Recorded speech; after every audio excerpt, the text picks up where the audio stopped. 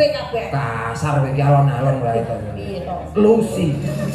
Dhuwur kanggo ora apa-apa. Ora disongkoke kok mau. Ora disongkoke kok maju dhewe. Inisiatif. Nek atus nggih ditusi ngono. Oh alam mira sing ndembet tak cewoki kae to. Gede saiki. Loh, Pak De Gareng. Badhe teng pundi? Ngawin kejaran.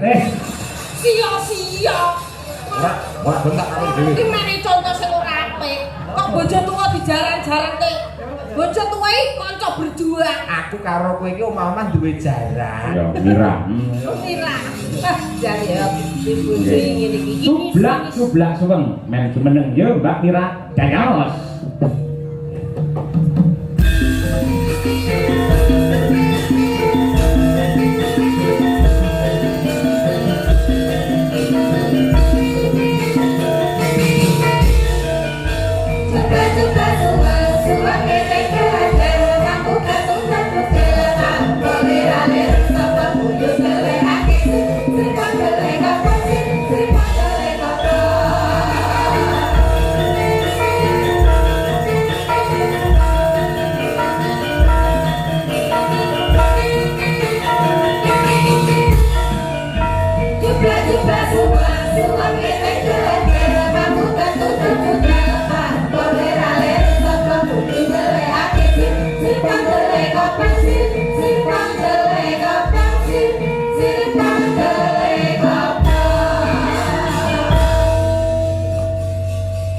Sugeng dalu. Nggih, sugeng dalu Mbak Mira. Mas Gareng Mbak Lucy. Nggih, Pak. Niki lare niki nalika isih cilik. Alitanipun. Nggih, nate asring tumut kula teng wilayah Nganjuk niki lah bocah Nganjuk. Oh, Nduk Mira daleme Nganjuk. Nggih. Nganjuk ya, Nduk. Nggih. Karo guyangan ngendi, Nduk? Sing kok takoki langsung kuwi lho. Nggih to. Nek bisa teng mriko, Pak. Oh, iya. Nyegat bis mawon nggih. Nyegat bis ora nyegat apa-apa. Recah wayu. Kali guyangan niku mboten tepi-tepi sanget, ning mboten celak-celak sanget. Kirang langkung nggih setunggal jam. Oh, ya lumayan ado. Lumayan ado. Yang Pak apa ning kono? Yang pas nemoni aku kae to, ning kono kae to. Iya, nek kowe tutup ngono. Iki cedhake tok cahayu iki. Ning omah ki budi ngene iki dadi cek-cek. Mau ngene iki malah nyengkake umur kowe kutruk. Ya ora to, iki mumpung kesempatan di atas panggung ngono lho. Kesempatan di atas panggung ngene iki nek terbawa hati bahaya resikonya gede. Iso ngentekke banjar pekarangan kowe iki. Mbak Lucy, Piye-piye? kula kinten mboten wonten kok menawi terbawa hati kalih kula. Amargi niki jenengan angsal salam saking Pak Puntono. Menika para sepuh kula, nggih. Menawi jenengan macem-macem kalih kula, jenengan mengke lewat pundi lah. Mengke digasak. Mantune Mas Puntono. Nggih. Jliteng kakangku kae. Kaya sliteng lho. Ireng Ya pancen iya sih. Nggih, Eh, mboten mungkin wonten anu Mbak Iki niki ora apa-apa, Nduk. Mergo nggur panggung kudu los. Lek ora apik. Kesempatan, mantune kesempatan. Puntono to? Nggih. Mak Puntono. Wah, mantu e. Iya ora apa-apa. Iya, iya. Gak apa-apa. Masa Aja ngono isin. anu ora macem-macem. Mantu ae. Wong wis sari wong wis. Iya, kok sik alon-alon. Iki di atas panggung los lagune kabeh. Kasar kowe iki alon-alon wae to. Piye to? Lucy. Dhuwur kanggo ora apa-apa. Ora disongkoke kok mau. Ora disongkoke kok maju dhewe. Inisiatif. Wong cedhak kita kon jomong ning ngono kok. Anu daleme ngendi Nganjuk. Nggih, asli. Mongko Pak Puntono ki Sukoharjo. Nggih. Oh, saiki tinggale ning Nganjuk. Lho, ya teng Sukoharjo. Oh, datang mriko, Pak. Boyong nang Sukoharjo. Oh, yo teng mriko. Riyen kula nderek Pak Cahyo niku tasih tasih umbelen kula. Nggih. Oh, kabare ndek Dhuwur panggung tasih nangisan. Oh, cilikane sing ngomong kowe kan ora? Nggih jenengan sing nyewoki ngoten. Nek atus nggih ditusi ngoten. Oh, alam mira sing ndembet tak cewoki kae to.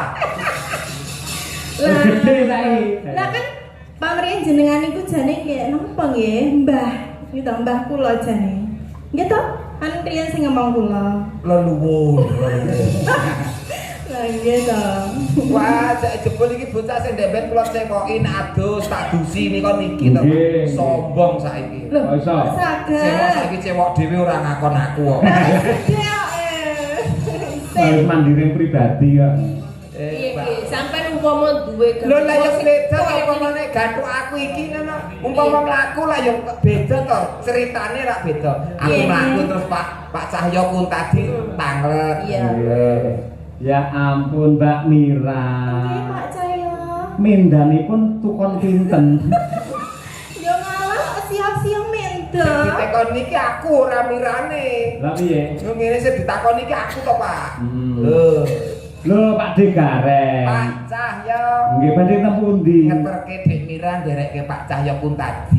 Oh ngaten. Nek umpama aku bojomu. Ya. Lho Pak Degareng. Badhe teng pundi? Ngawin kejaran. Sia-sia. Ora bentak karo dhewe. Iki mene contoh sing ora apik. Kok bojo tuwa dijaran-jarante. Bojo tuwa iki kanca berjuang. Aku karo kowe iki omah-omah duwe jaran, wayah ngawin ki mulo aku karo kowe mlaku golek jaran sing gelem ngawinke jarane dhewe ngono lho. Lah aku kok tuntun muni jaran kok. Ya berarti aku jarane. Lho ke jaran kudu. Utu. Kudu ra entuk nesu. Lah kok gadene. Oh jarane dhisik nang omah kok. Truk. Ya sing adil. Iya adil, adil. Kene ya Nduk Mira. Nadyan to mantune kanca ora apa-apa. Kenapa-napa? Umpama sampean duwe garwa Mbak Mira cara mandi ngono iki mbok dosi apa wae bojone ayu. Paling ora air susu. Ayo mandi susu. Mandi susu. Makane putih terus awake. Lah iya mandi susu. Apa bojomu aku? Mandi lumpur. Pak Pindu. Wah mandi lumpur terus liat TikTok oke wong nyawer kok malah. Kok malah aku bojo emes kok. Alami lah biyen. Ya aja kaya ngono. Umpama garwane iki jenengan Dik Mira. Dik Mira iki tadi, Mas, nyuwun mimi ngono mbok jupuk mimi apa? Paling ora ya mimi iki Coca-Cola, Fanta. Wong ayu ya. Orange juice. Orange juice. Ngoten Nek niku, bojomu Pak. aku? Hah? Aku Mas. Pengen mimi. Mimi Solar.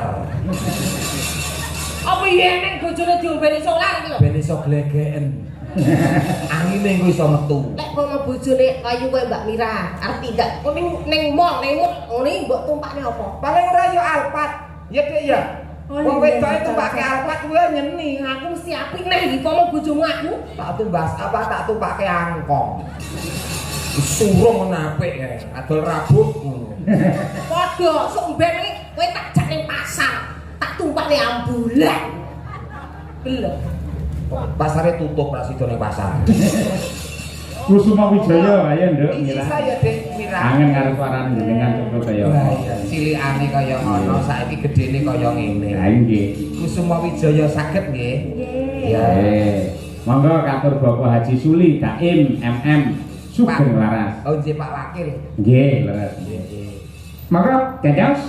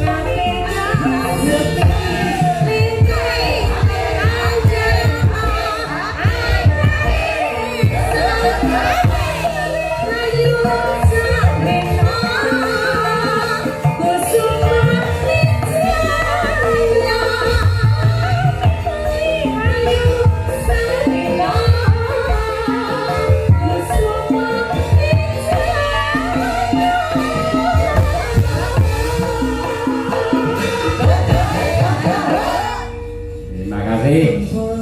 Untuk Mira luar biasa lah. Sak terus mawon Pak niki. Napa? Sak terus mawon.